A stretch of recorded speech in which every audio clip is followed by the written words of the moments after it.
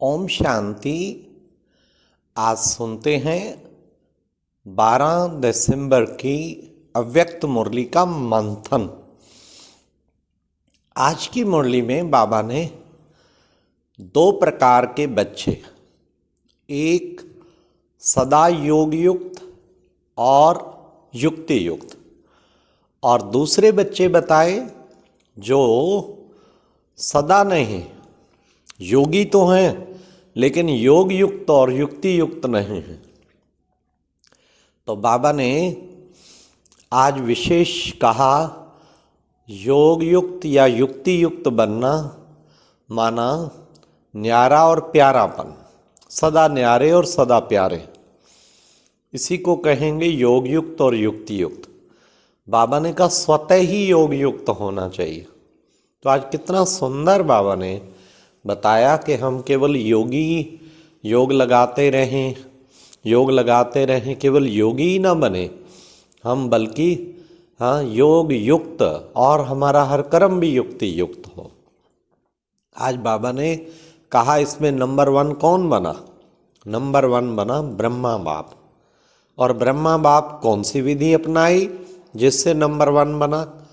फिर बाबा ने कहा कि सारथी और साक्षी, ये ऐसी विधि अपनाई जिससे ब्रह्मा बाप ने सिद्धि प्राप्त की। तो बच्चों को भी सारथी बनना है, अर्थात मैं आत्मा इस रथ को चलाने वाली, इसे कहेंगे सारथी स्थिति। उससे स्वतः ही देहभान मिट जाता है, कर्मेंद्रियां अलग और मैं अलग। चेक करें सारा दिन भर क्या मैं सारथी बनकर रहती हूँ, अर्थात इस रथ को अलग समझ के मैं इन कर्मेंद्रियों से, बाबा ने कहा स्थूल कर्मेंद्रियाँ चाहे सूक्ष्म कर्मेंद्रियाँ, इन दोनों से मैं पार्ट प्ले करने वाली अलग न्यारी प्यारी आत्मा हूँ। अपना स्वरूप क्यों भूल जाता है? मैं एक शुद्ध और पवित्र आत्मा, अपने संस्कार क्यों भूल जाते हैं? इस शरीर रूपी रथ द्वारा पार्ट बजा रही हूँ। ब्रह्मा बाप को सदैव ये स्मृति रहा। बाबा ने कहा जो इस सारथीपन की स्थिति में होगा वो साक्षी भी स्वतः बन जाएगा। और जब आप अपने को सारथी नहीं समझते, अर्थात उस विदेही अवस्था में इस रथ के द्वारा कार्य कराने वाला नहीं समझते, तो वश हो जाते हो, स्थूल कर्मेंद्री या सूक्ष्म कर्मेंद्रियों के वश हो जाते हो। वश होना माना वशीभूत होना, और फिर वशीभूत फिर एक भूत के नहीं, सब भूतों की आपस में फ्रेंडशिप है, यूनिटी है। फिर एक आएगा तो सबको लेके आएगा। इसलिए बाबा ने कहा सदा अपने इस सारथी और साक्षी स्थिति को नहीं भूलना। तो फिर बाबा ने कहा साक्षी भी यही कि जब हम अलग होते तो साक्षी होकर सब कुछ देखेंगे, करेंगे, सुनेंगे, तो साथीपन की स्थिति भी उससे बन जाती है। आज बाबा ने कहा टीचर्स भी बाबा की साथी हैं। टीचर्स को और अटेंशन, नेचुरल अटेंशन रहना चाहिए। जैसे कहते हो ना मेरा संस्कार है, पुराने संस्कारों को कहते हो, क्या करूँ ये मेरा स्वभाव है। इसी तरह बाबा ने कहा जब अशुद्ध संस्कार अपने बन सकते हैं, क्या शुद्ध संस्कार नहीं बन सकते?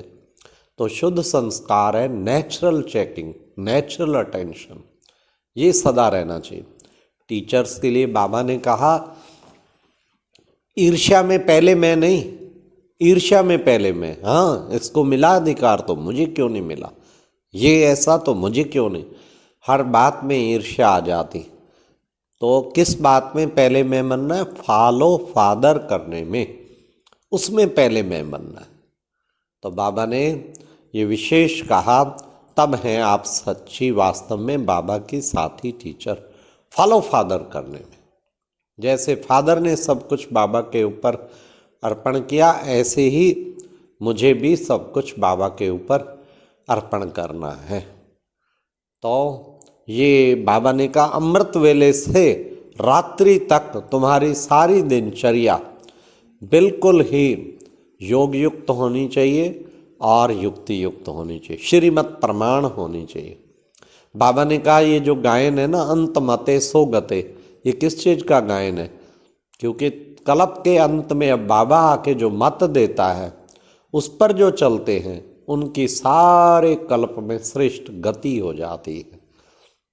तो ये थी आज की अव्यक्त वाणी की मुख्य मुख्य पॉइंट। सारा दिन आज ये अभ्यास करना है, सारथी बन के सारथी मैं हूँ, इस रथ के द्वारा, इन कर्मेंद्रियों द्वारा मैं पार्ट बजा रही हूँ, ऐसा सारथी स्थिति में सदैव समझ के चलना है और किसी भी भूत के वशीभूत नहीं होना है, नहीं तो सारे भूत आ जाएंगे।